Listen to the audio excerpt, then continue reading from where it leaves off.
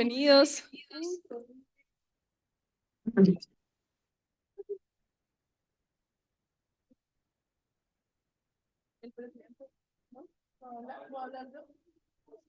Bueno, presente. Entonces, bueno, queremos darle la bienvenida a todos, a los que están aquí presencial y los que se conectaron por Zoom, a pues nuestra primera charla y como la apertura del grupo de interés en cirugía plástica.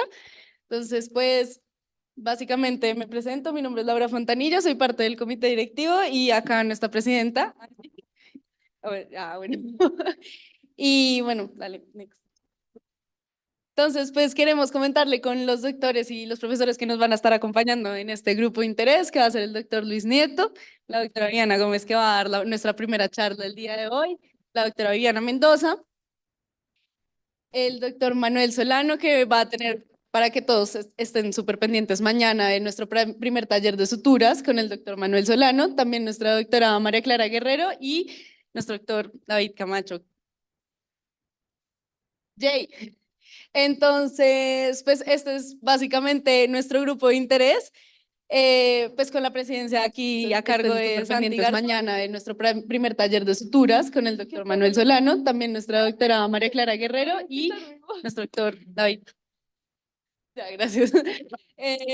Bueno, a cargo la presidenta, en la presidencia de Santi Garzón y pues de Angie Mora, y este es nuestro equipo de junta directiva, en donde tenemos varios vicepresidentes, que es Santiago Pantoja, que no nos acompaña hoy, pero también está ahí, David Aguirre, pues las coordinadoras de publicidad, que somos acá Laura Mejía, Laura Fontanilla, María Paula Garzón y Daniela Acuña. Y bueno, la verdad, esperamos que puedan disfrutar a lo largo de este semestre y se pueda continuar con lo que es el grupo de interés. Estamos súper interesados en que se integren con todos los talleres, las charlas que vamos a dar a lo largo del semestre y pues que se interesen por los temas de cirugía plástica y reconstructiva y podamos hacer de esto un grupo bastante interesante para todos los que estén interesados en la especialidad.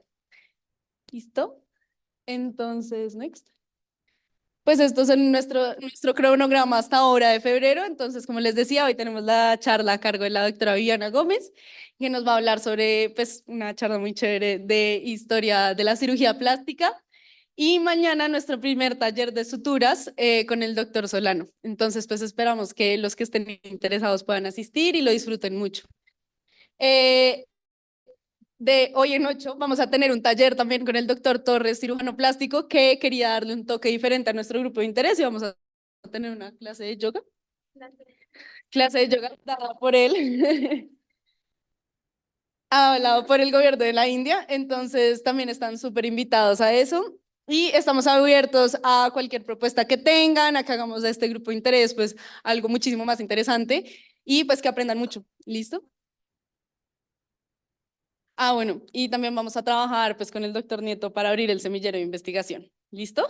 Entonces, doctora, por favor. Pues, buenas tardes, ¿cómo están todos? Espero, pues, me presento primero. Para los que no me conocen, mi nombre es Viviana Gómez, soy cirujana plástica, soy cirujana craneofacial, soy la jefe del servicio de quemados de la Fundación Santa Fe de Bogotá y hoy traigo para ustedes, pues, la historia de mi especialidad, desde dónde son sus inicios y todo. Entonces, espero les guste.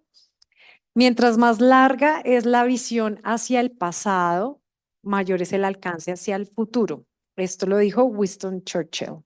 Siguiente. Pero una pregunta. ¿Esta es la final? ¿Por qué no salió Winston Churchill? Es la última versión, con los videos y todo que te mandé. La que yo te mandé última. No, bájala. Es que bajemos videos, chévere.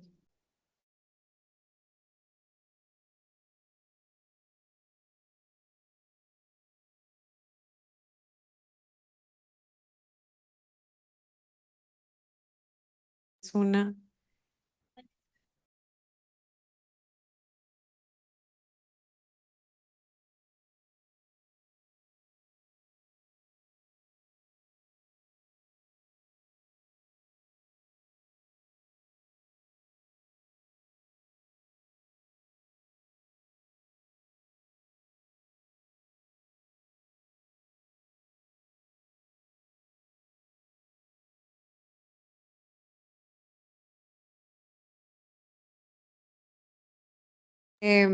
¿Ustedes qué saben de cirugía plástica? ¿Qué se imaginan los que, pues los que ya rotaron no respondan esta pregunta, pero los que no han rotado, se les viene a ustedes a la cabeza cuando piensan en cirugía plástica?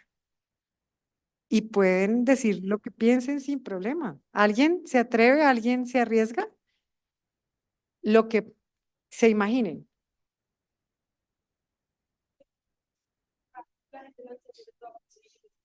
Exacto, eso es muy frecuente. Siempre que piensan en cirugía plástica, piensan en cosas estéticas. ¿Qué más?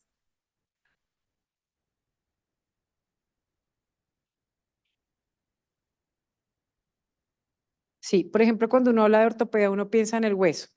Cuando uno habla de urología, pues el aparato masculino. Cuando uno habla de gineco, el femenino. ¿Ustedes qué se imaginan en qué área del cuerpo está concentrada cirugía plástica? Todo el cuerpo, ¿sí? De la cabeza a los pies, exacto. Y por lo general, sí se imagina siempre las personas que o piensan siempre desde el punto de vista estético cuando se habla de la cirugía plástica, pero aquí quiero abrirles sus mentes y que vean otro enfoque de la cirugía plástica. ¿Listo? ¿Cuánto falta? Pero esa es la que está tapada las caras. Pero David, o sea, copia lo último de las caras. ¿Sí me hago entender?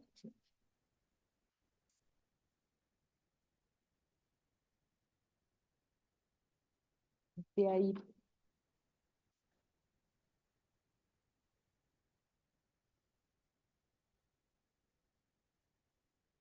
no, baja. ¿Esa es la última?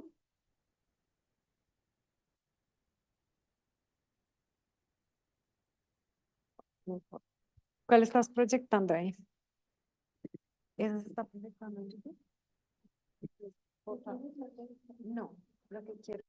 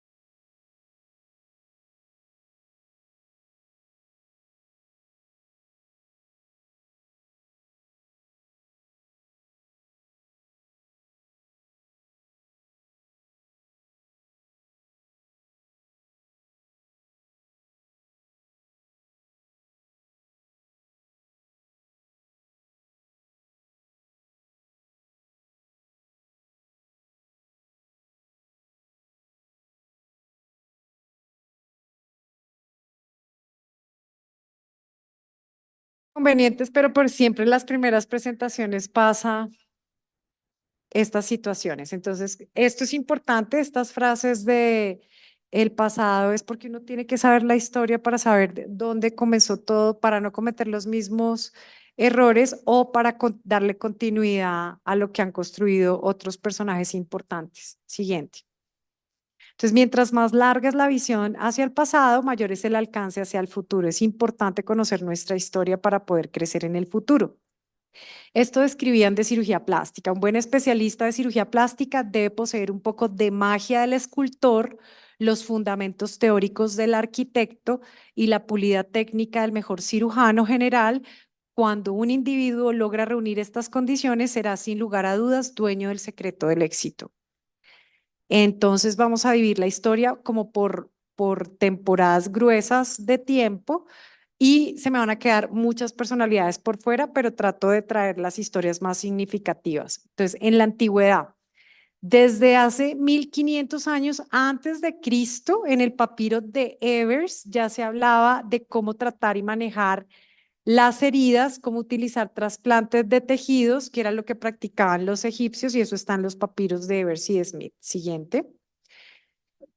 Los egipcios creían que para poder trascender a la siguiente vida, la cara era importante y tenían que reconocerlos las deidades porque si no, no podían seguir en la siguiente vida. Entonces, Ramsés II, no sé si se acuerdan de Moisés, Ramsés, el que los hizo las 10 plagas y todo eso, tenía una nariz súper prominente y la nariz siempre ha tenido un significado importante desde el punto de vista de estética, cirugía plástica, identidad, porque es un órgano que está en el centro de la cara y que es único.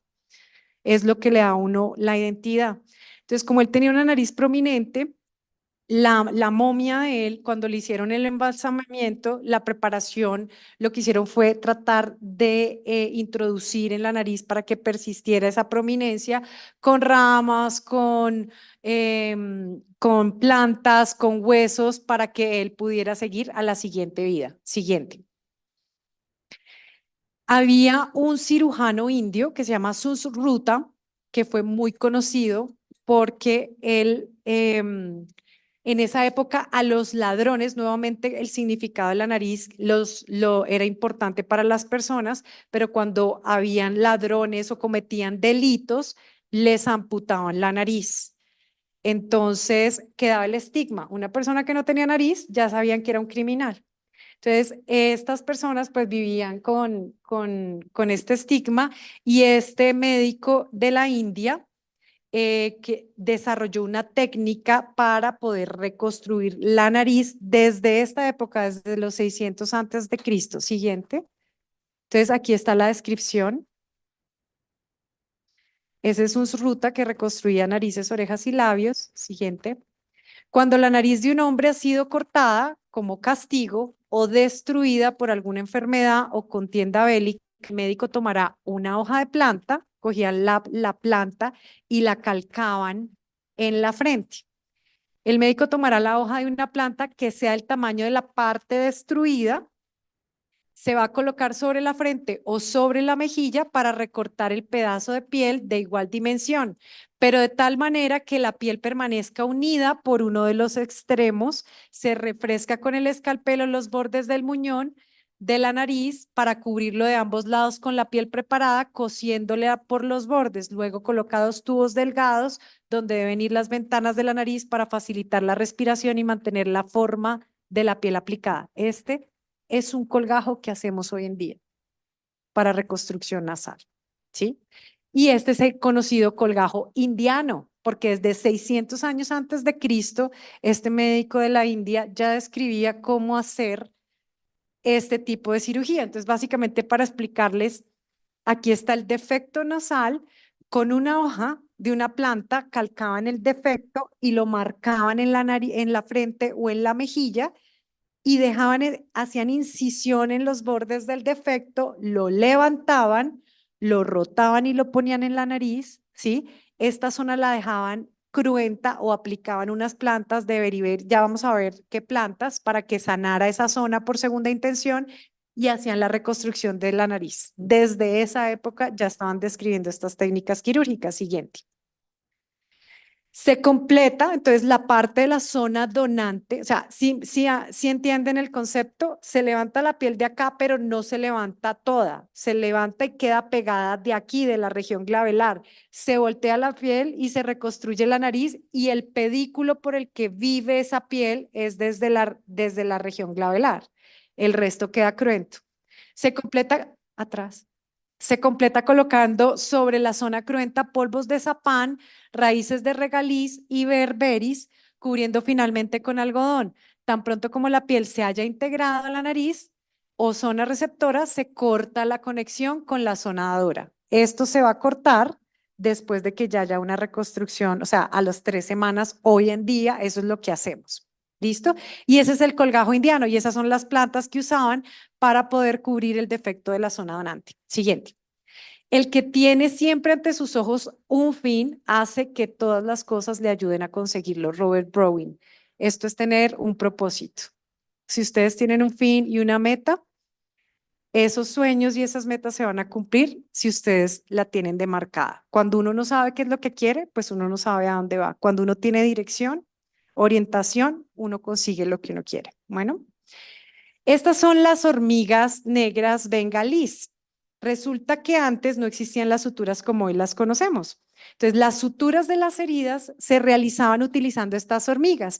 Estas hormigas apretaban los bordes de la herida y cuando lo apretaban con sus mandíbulas se le quitaba el cuerpo de la hormiga y quedaba la cabeza de la hormiga cerrando el borde de la herida como las grapas hoy en día.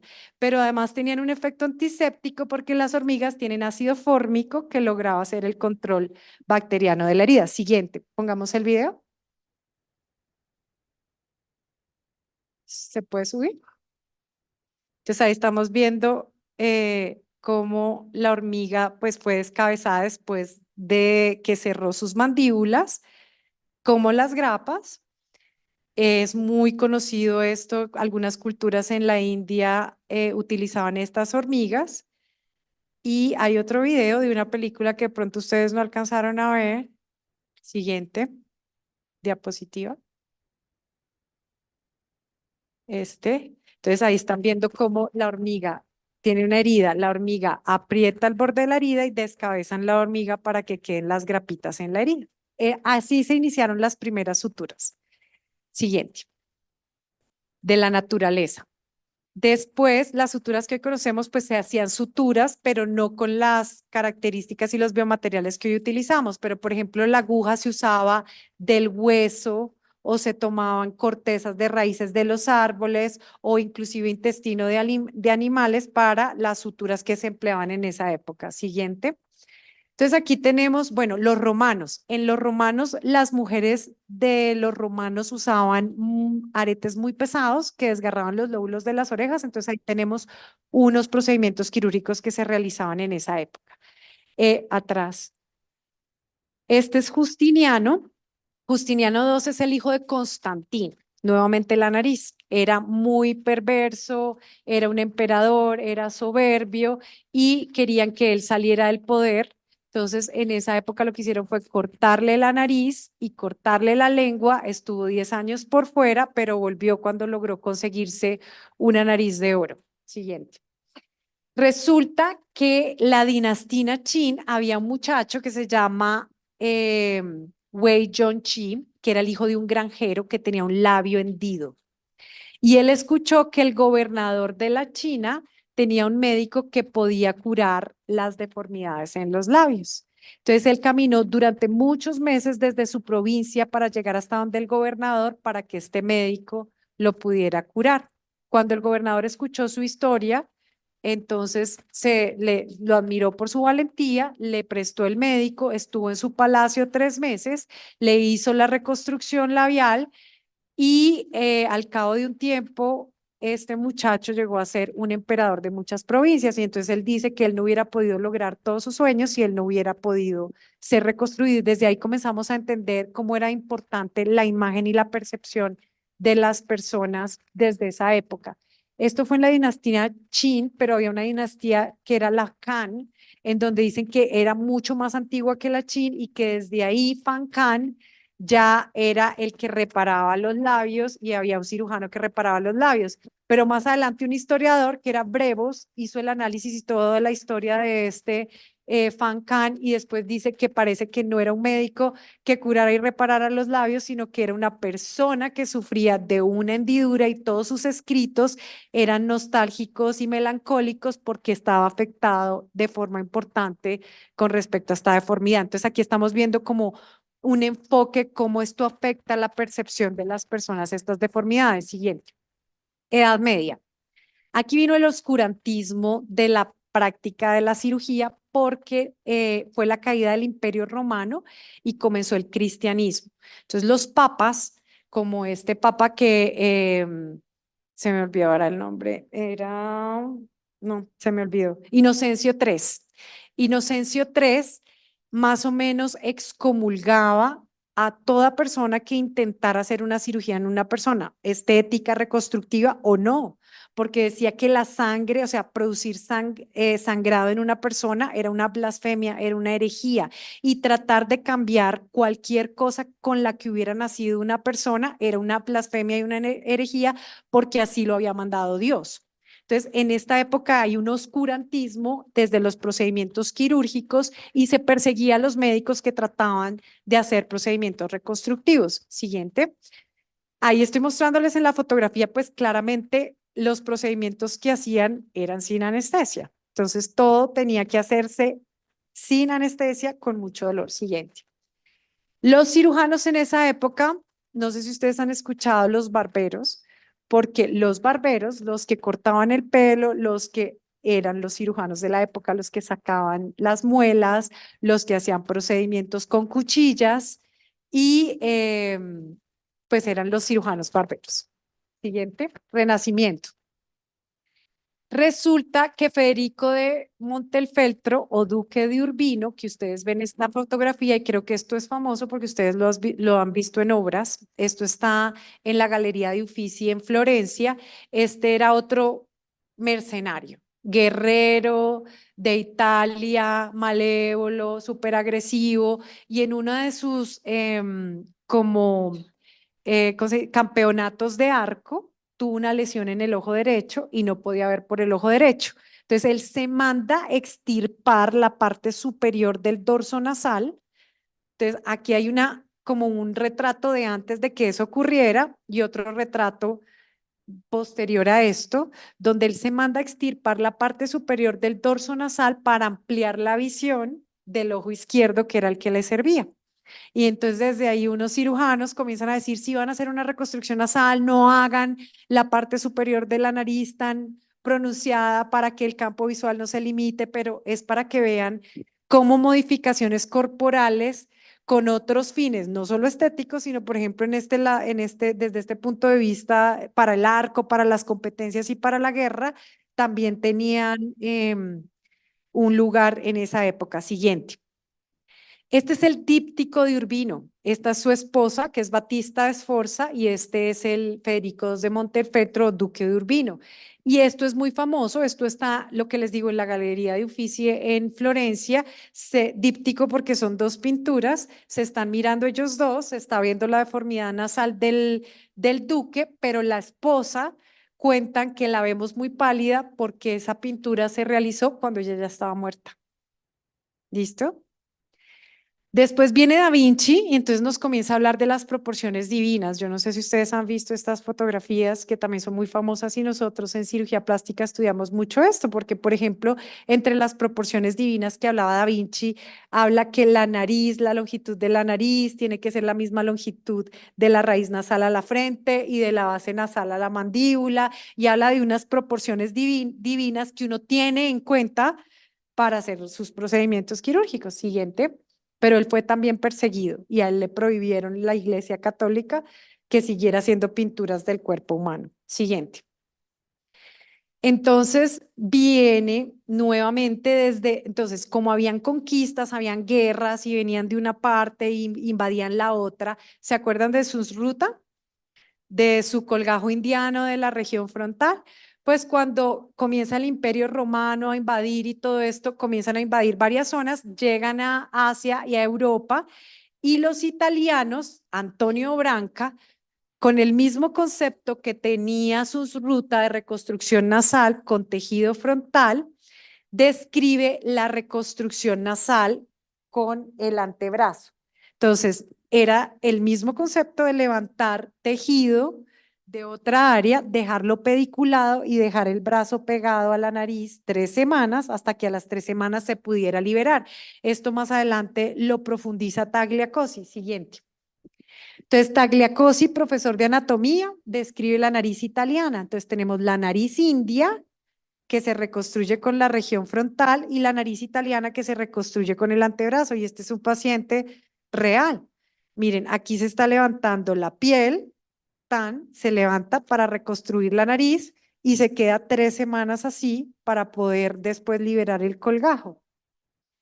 Entonces, la rinoplastia era energéticamente condenada por los cirujanos del Renacimiento y por la Iglesia. Siguiente. Miren lo que decía Tagliacozzi. Nosotros restauramos, reparamos y volvemos a hacer esas partes del cuerpo que la naturaleza dio, pero que el infortunio ha quitado, no tanto como para deleitar la vista, pero sí lo suficiente como para elevar el espíritu y ayudar a la mente del afligido. Desde ahí se veía la importancia de reconstrucción de defectos y cómo esto afectaba la personalidad y el sentir de la gente. Siguiente. Entonces, todo esto, este es Paré. Paré también fue conocido como el padre de la reconstrucción de los labios, y miren cómo hacían las queiloplastias. Estaba la hendidura labial, avivaban los bordes de la herida y ponían un alambre a través de la hendidura, eso lo dejaban un tiempo ahí, o podían usar alambres para en forma de U unir los bordes de la herida, pero estas eran inicialmente los procedimientos quirúrgicos y las herramientas que utilizaban los cirujanos. Siguiente. Esta es la historia de Ann Rintala. Esta era una muchacha que vivía en Finlandia y ustedes ven esa deformidad importante que tenía a nivel de los labios y ella sufría mucho por eso. Entonces ella prácticamente persiguió al médico de la época, que era George Lafayette, y le decía: por favor, opéreme, mire, yo no puedo seguir con esto. Pero entonces el médico, el cirujano, tenía ese dilema ético y moral, no sabía si tenía que cambiar lo que Dios había mandado en un inicio así. Entonces fue a la iglesia, a la catedral, a pedir permiso para poderla operar, y la catedral tuvo que deliberar durante meses a ver si no estaban haciendo un pecado al operar a esta mujer, hasta que definitivamente dijeron: ok, autorizamos la cirugía, pero tiene que tomar la comunión primero. Entonces ella fue, hizo la comunión y le hicieron el procedimiento reconstructivo, pero este era el proceso que tenían que padecer pues las personas que requerían de algún procedimiento reconstructivo. Siguiente. Hay una fuerza motriz más poderosa que el vapor, la electricidad y la energía atómica, y esto es la voluntad. Nuevamente, lo que nos proponemos lo cumplimos si nosotros seguimos y perseveramos en nuestras metas. ¿Listo? Resulta que el rey George IV, entonces, en un magazine de la época que se llamaba el Gentleman's Magazine, la Iglesia Católica comenzó a perseguir a los cirujanos y todo eso, pero George IV da un espaldarazo a todos los cirujanos y dice: no, la cirugía se debe realizar para todo aquello que la necesite. ¿Sí? Para todos los afligidos se debe realizar la cirugía. Y con eso que fue publicado en el Gentleman's Magazine, comenzó nuevamente a resurgir los procedimientos reconstructivos. Siguiente. Y aquí, a manera de chisme, George IV era el tatarabuelo del rey Carlos, el actual rey de Inglaterra, y también tenía un problema como el que vivimos con el rey Carlos. Tenía una esposa, pero estaba enamorado de otra, y eso fue toda una tragedia de la época, pero esto es chisme. Siguiente. En 1798, Dassault usa por primera vez el término plastique. Entonces, miren, 1500 años antes de Cristo, todo lo que ha tenido que pasar, y hasta 1798 comenzamos a hablar de un término que es plastique, que significa darle forma, moldear para la especialidad. 1838 se bautiza la especialidad, 1822 es retomado en Europa los procedimientos reconstructivos por Dieffenbach, Y Diefenbach habla que la cirugía plástica es un arte decorativo, pero sobre todo reconstructivo, que la reconstrucción es como un rompecabezas en donde se unen varias piezas. Siguiente. Entonces, plásticos, moldear, dar forma, 1818, todo lo que ha pasado. ¿Listo? Siguiente.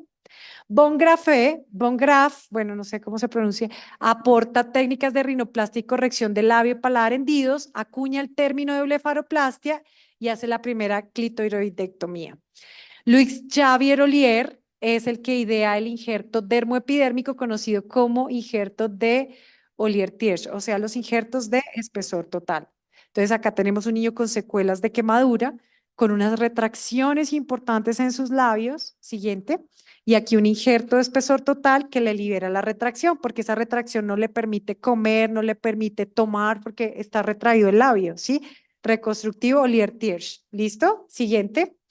Revertin es un cirujano suizo que idea el método del injerto epidérmico, que es conocido como injerto de piel de espesor parcial.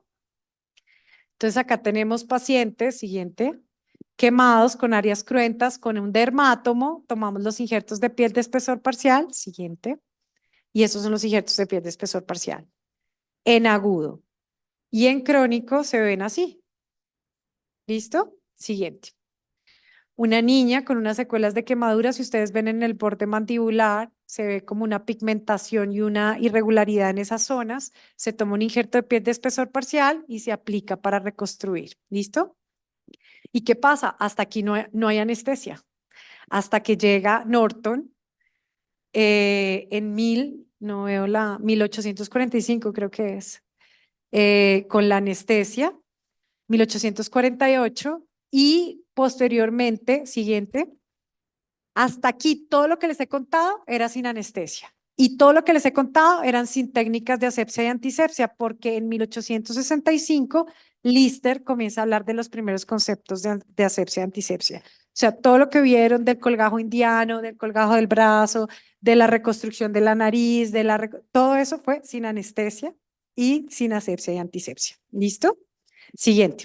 Entonces, en la línea del tiempo, lo que les quiero mostrar, que no les voy a leer todo esto porque es más o menos lo que he tratado de compactar en historias, desde 1500 antes de Cristo hasta 1800, no, aquí es el término de plastic siguiente, 1500 antes de Cristo hasta 1867 tenemos asepsia y antisepsia. Y en 1846, anestesia. Bueno, entonces imagínense todos los procedimientos que se hicieron en esa época de los pacientes. Primera Guerra Mundial. Entonces resulta que la guerra es el mejor, la guerra es la mejor escuela para los cirujanos. ¿Qué pasaba en las guerras? En las guerras, los guerreros o los soldados entraban en las trincheras. Las trincheras les protegían el cuerpo y los cascos la cabeza. Entonces no se morían, ¿sí? Porque no herida por abdominal ni herida en cráneo, en cerebro, pero recibían el impacto con la cara y tenían deformidades importantes en la cara. Entonces se les conocía como los bocas rotas y no había quien los reconstruyera porque estaban vivos. Entonces allá las prioridades eran otras. ¿Listo? Entonces en la guerra viene un avivamiento de los procedimientos reconstructivos. Siguiente. Jacques Joseph era un médico que una madre tenía un niño con orejas en pantalla, orejas prominentes, y la madre le rogó, le suplicó que por favor operara a su niño. Entonces él nuevamente, ¿se acuerdan de la historia de Rintala? Comenzó, ¿y qué hago, Dios mío? Pero es que Dios lo mandó así, ¿será que le opero? Él estudia la técnica, le opera las orejas al niño y es tan exitoso el procedimiento que decide escribir el procedimiento, y lo que pasa es que la universidad lo echa. Primero le dice, retráctese, reniegue de esos delirios. ¿Qué le pasa? ¿Cómo usted va a transformar? ¿Cómo va a transformar una persona que nació así? Y como él no quiso, lo echaron. Entonces debió luchar al principio con los prejuicios de la sociedad, de sus colegas, que le costaron ser despedido, pero posteriormente, y esa es la Universidad de Leipzig en Alemania, siguiente, le rogaron que volviera y fue profesor de la cátedra de cirugía plástica porque él tuvo empeño y dedicación con sus objetivos, como lograr la transformación física capaz de producir una transformación psicológica de los pacientes sin relación con respecto al sexo ni la edad, Y al persistir, y por esto todas estas frases que yo les digo de la voluntad, de la fuerza motora que tiene mayor energía que una fuerza atómica y que uno tiene que tener una dirección, es que cuando uno tiene una meta, uno logra sus objetivos. ¿Listo? Siguiente. La única señal exclusiva de conocimiento profundo es el poder enseñar. Es importante que valoren sus profesores porque nosotros cuando enseñamos lo hacemos con mucho cariño, con mucho amor, pero además una persona que enseña aprende doble. ¿Listo? Eso es para que ustedes también repliquen el conocimiento en sus compañeros. Morestin, otro cirujano de la Primera Guerra Mundial. Entonces era proveniente de las Islas Martinica y quiero ver, miren estos, este es Morestin y estos son los Bocas Rotas, ¿sí? Literal. Y miren los resultados en esa época, lo que hacían con los colgajos pediculados, que también se llaman colgajos en oruga, porque las orugas, ¿cómo son las orugas? Como unos gusanitos que se van arrastrando. Entonces, lo que hacían era que levantaban un pedazo de piel acá, lo enterraban acá 3 semanas, después levantaban el otro, lo enterraban acá 3 semanas, después levantaban el otro, después así hasta que migraba, hasta que llegaba a donde tenía que reconstruir definitivo y eran los colgajos en oruga o los colgajos pediculados, pero Morestin también fue muy conocido por la zetaplastia. Siguiente. Bueno, ese es Morestin en la guerra. Siguiente. Zetaplastias, que es la transposición de dos colgajos triangulares. Siguiente. Entonces aquí tenemos una paciente, por ejemplo, con una brida cicatrizal, en donde se hace una zetaplastia en espejo y se libera la brida. Sí, esto es como para ponerles a ustedes ejemplos en la vida real. Siguiente. Esta es otra paciente a quien se le hace una zetaplastia por una brida en la región mamaria. Siguiente. Lefort hizo un experimento y cogió cadáveres, cráneos de cadáveres y los tiraba de una altura y describió el trazo de fractura que se presenta con el trauma craneoencefálico de alto impacto, que es el Lefort 1, Lefort 2, Lefort 3. Giles es conocido como el padre de la cirugía plástica moderna y era un otorrinolaringólogo que hizo muchas descripciones de colgajos, de técnicas quirúrgicas y también en la Primera Guerra Mundial. ¿Ustedes sí se han dado cuenta que las fotografías de los médicos que yo les pongo parecen militares? Todos salen con su uniforme, todos en la guerra. ¿Sí? Siguiente. La reconstrucción de los tejidos debe ser lo más parecido posible al tejido que se perdió. El hueso con hueso, cartílago con cartílago, piel con piel. El trabajo del cirujano plástico tiene una naturaleza artística. La necesidad de restaurar la función y la forma era vital. Siguiente. Si tu intención es describir la verdad, hazlo con sencillez y la elegancia déjasela al sastre. ¿Eso qué quiere decir? Que el que sabe, sabe explicar de forma sencilla. Cuando uno no sabe, la explicación es confusa. Espero que no sea un sastre en estos momentos. Siguiente. Entonces, miren el colgajo pediculado. Este es un paciente herido en combate con un defecto nasal y estos son los colgajos pediculados, ¿sí los ven? Que están tubulares, que son de otras zonas y que están migrando a la zona del defecto. Siguiente. Este es otro paciente, este es el paciente definitivo después de múltiples reconstrucciones. Siguiente. Otro paciente, boca rota, miren acá los colgajos pediculados y el defecto, este ya lo habíamos mostrado. Siguiente. Otro paciente. Otro soldado. Siguiente. Otro paciente, entonces ahí están viendo el planeamiento quirúrgico con los colgajos locales para la reconstrucción del defecto. Siguiente. Lo mismo. Estos son los pacientes este es un colgajo pediculado de la región frontal que se traspola para hacer la reconstrucción nasal. Siguiente. La mayoría de las reconstrucciones eran en la cara, un paciente con una quemadura, una explosión en la cara. Y le trasplantan pues todos los tejidos desde los brazos hasta que llega a la región de los ojos y cómo fue el resultado definitivo. Siguiente. Entonces, cuando ya vamos a esta altura de la presentación, pues no es tanto estética, ¿cierto? Es mucha guerra, mucho trauma, mucha reconstrucción, ¿sí? Obviamente, estética desde el punto de vista de apariencia y de resultado final, sí, pero no cuando uno habla de cirugía plástica que solo piensa en mamoplastia de aumento, liposucción. Desde aquí venimos, ¿listo? Por ejemplo, este es el defecto en la región frontal de un colgajo tomado de la región frontal para reconstrucción nasal, sino que este no es el indiano como tal, porque el indiano queda pediculado de acá. ¿Listo? Y miren la zona donante cómo va epitelizando hasta que cierra por segunda intención. ¿Listo? Y este es un ejemplo de una niña con un defecto en el codo que se hace un colgajo pediculado, se hace tóraco abdominal, se levanta del tórax y del abdomen siguiente, se levanta, se fija en la zona donde la va a recibir, que es el codo siguiente, y ahí queda reconstruido, pero queda pegado. Ese es el pediculado pegado 3 semanas hasta que uno ya lo puede liberar. ¿Listo? Siguiente. Una paciente con una secuela, con un defecto, con una exposición ósea por una radioterapia. Entonces la radioterapia lo que hace es que altera la perfusión de los tejidos y al alterar la perfusión pues expone el hueso. Entonces se pasa a cirugía, se expone el área donde uno va a tomar el colgajo para hacer la rotación del cuero cabelludo. Ahí está el cerebro porque también tenía una lesión en la dura, entonces había que ponerle un parche de dura para, pero eso no lo hice yo, eso sí lo hizo el neurocirujano.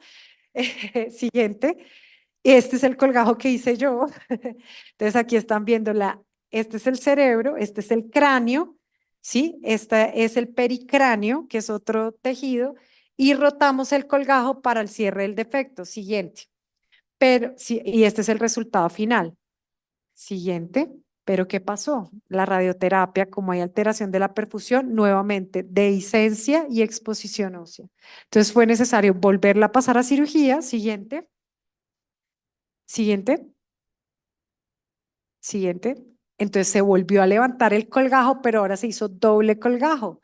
Se levanta el pericráneo, este de acá se levanta, se cubre ahí, que es un colgajo, y encima se pone el colgajo de cuero cabelludo. Siguiente.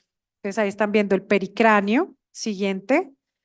Ahí cubre nuevamente la zona de exposición.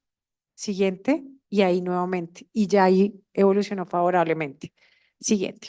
Segunda Guerra Mundial, y esta es mi historia favorita para las mujeres. ¿Cuántas hay acá? 1, 2, 3, 4, 5, 6, 7, 8, 9, 10, 11. 11 somos mayoría. Pues imagínense que no siempre fue así. Entonces resulta que una cirujana plástica que vivió en las 2 guerras mundiales, Suzanne Noel. Siguiente. Suzanne Noel en la Primera Guerra Mundial se unió con Morestin. ¿Se acuerdan de Morestin de las Islas Martinica?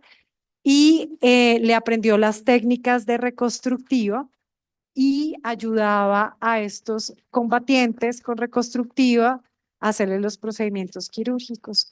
Pero en la Segunda Guerra Mundial, cuando los hombres se fueron a la guerra y comenzaron a venir heridos en combate y todo esto, esta mujer era una rebelde, pero era una feminista porque estaba en contra ella se describe en una entrevista como dijeron de mí que estaba 2 veces loca porque trataba de ser cirujana y madre, ¿sí?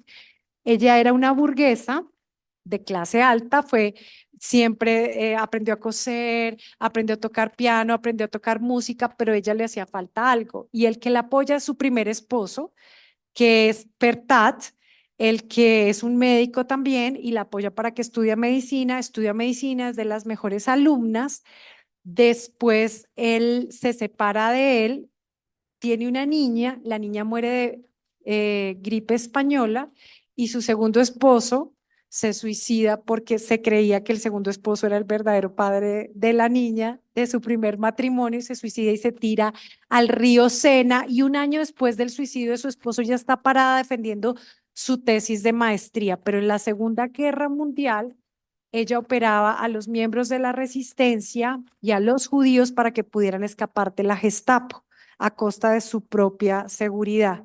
Y operaba muchas mujeres que quedaban sin trabajo, que no tenían dinero para poder pagar las cirugías, porque ella era una convencida que tenía que dignificar el ejercicio de la profesión de la cirugía plástica y de la estética, y que cuando uno se siente bien con uno mismo, eso le ayuda a uno a tener herramientas para conseguir lo que uno quería. Entonces, muchas de estas mujeres no tenían dinero, no tenían trabajo, ellas las operaba y cuando ya conseguían trabajo, iban y la buscaban y le pagaban.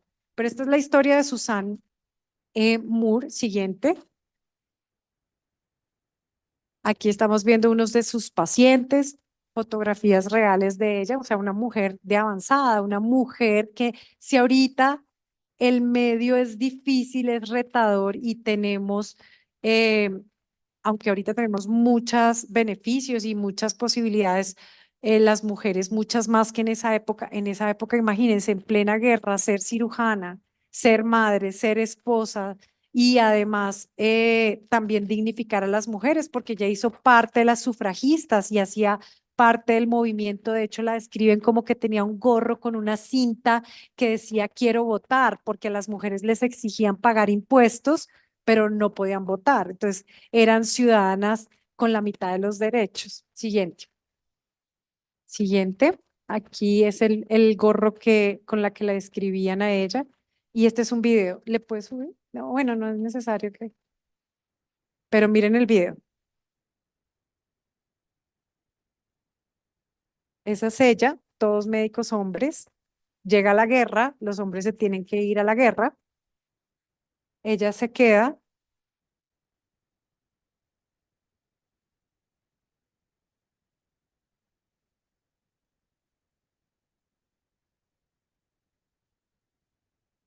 Las bocas rotas nuevamente.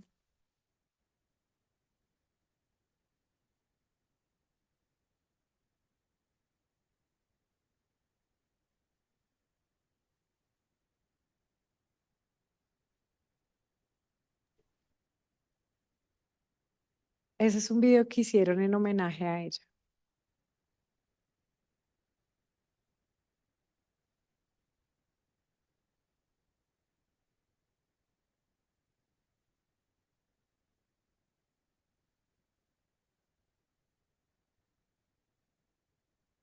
El movimiento de las mujeres sufragistas o soroptimistas también se les llamaba. Quiero votar. Siguiente.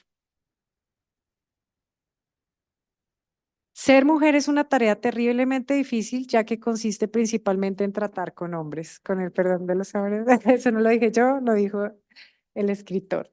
Era moderna. Entonces acá está el padre de la cirugía craneofacial, Paul Tessier, un cirujano plástico que comienza a describir los primeros procedimientos en niños con malformaciones craneofaciales. Siguiente. Este es un niño con un cráneo en trébol. Entonces ustedes ven la deformidad que tiene a nivel del cráneo y esto es importante porque esto tiene una alteración también en el desarrollo del cerebro. Tenía un exoftalmos importante, tenía una alteración en el cráneo. Siguiente. Esto es el procedimiento quirúrgico en donde entra cirugía plástica, cirugía craneofacial y retira el hueso con neurocirugía, obviamente. Retira el hueso, hacemos la remodelación craneana. Siguiente. Se saca, esta es la zona frontal y esta es la barra orbitaria, ¿sí? Aquí viene, estos son los huequitos de los ojos. Aquí se hace todas las fracturas y remodelación del cráneo para después volver a poner la barra frontoorbitaria en los pacientes. Siguiente. Esto es posterior a la cirugía, esto es antes de la cirugía, vemos cómo se mejora la deformidad, pero más que estética, en estos bebés tiene una implicación en el desarrollo neurológico de los niños. Si el cráneo está apretando el cerebro no se expande y no se desarrolla y tienen déficits del desarrollo. Entonces, esto es importante. Siguiente. Antes, miren el ojo, antes de la cirugía, después de la cirugía. ¿Listo? Siguiente. Y el bebecito con su cráneo remodelado. Y ustedes se acuerdan de las fotografías antes. ¿Listo? Esto también lo hacemos los cirujanos plásticos.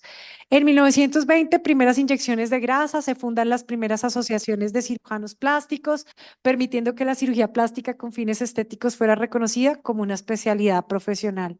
1920, 1500 años antes de Cristo, 1920, por primera vez somos una especialidad. Esta es la especialidad más joven que hay. Pero ¿desde hace cuánto comenzamos? ¿Sí? Siguiente. Y esto se los traigo porque en 1946, miren lo que dice acá. Durante la Segunda Guerra Mundial se introdujo por primera vez nuestra terminología médica militar, el concepto de cirugía plástica, en lugar de confinar el tema a cirugía maxilofacial, facial u oral, como se había hecho hasta entonces. Superficialmente, esto puede parecer insignificante, pero para este cambio fue necesario mucho sudor y sangre. El campo de la cirugía plástica militar se extiende desde la coronilla hasta la punta de los pies. Lo hemos visto, ¿no? Y su objetivo primordial es el restablecimiento de la función, del bienestar e incidentalmente la mejoría del aspecto exterior. ¿Listo? Llevadera es la labor cuando muchos comparten la fatiga. Entonces ahí se crearon las sociedades. Ustedes tienen que hacer red, tienen que hacer comunidad. Es importante tener un grupo porque en el grupo uno se fortalece. ¿Listo? Segunda mitad del siglo XX crece la especialidad tanto en lo reconstructivo como en lo estético. Microcirugía, 1965, primer reimplante del pulgar, Krixen.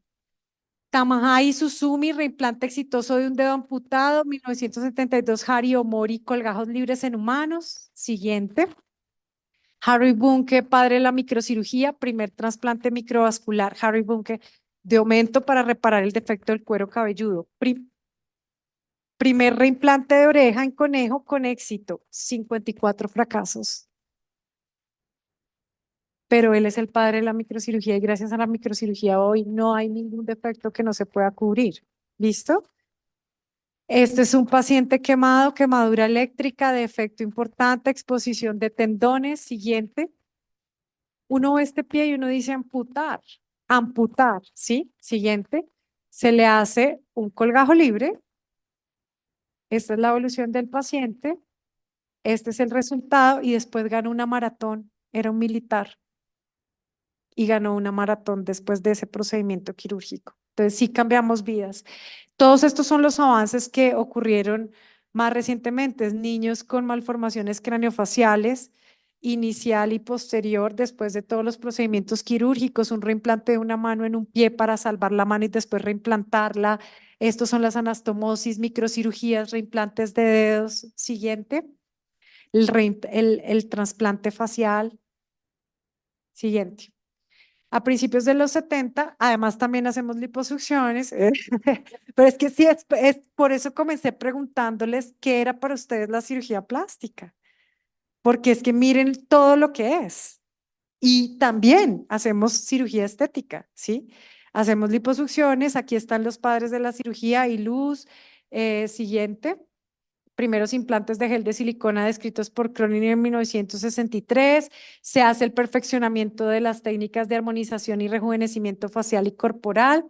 En los últimos años en esto ha habido un gran campo y me quedo corta con la historia porque si no ya la charla sería demasiado extensa. Por eso el disclosure desde el inicio que muchas personas se van a quedar por fuera. Pero lo que quiero dejarles es la enseñanza de que ustedes ahora van a ser el pasado del futuro. En estos momentos es el momento de ustedes de escribir la historia y de hacer cambios y de influenciar. Esos son los verdaderos influencers. Desde sus talentos, que es medicina, dejar un impacto en el mundo. ¿Listo? Ya.